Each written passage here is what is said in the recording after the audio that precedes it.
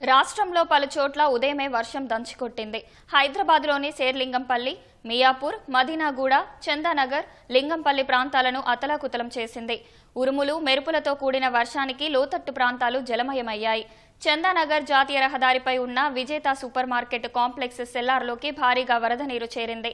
సెల్లార్లో ఉన్న xerox shop, coffee పొడి షాపులు పూర్తిగా నీట మునగడంతో ఆస్తి నష్టం వాటిల్లింది.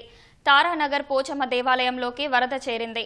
తారానగర్ హుడా ట్రేడ్ సెంటర్లోని అపార్ట్మెంట్ సెల్లార్లోకి వరద చేరడంతో అపార్ట్మెంట్ వాసులు మోటార్లతో బయటకు తోడారు. జోరుగా దంచికొట్టిన వానకు స్కూళ్లకు వెళ్లే విద్యార్థులు, వాహనదారులు ఇబ్బందులు పడ్డారు.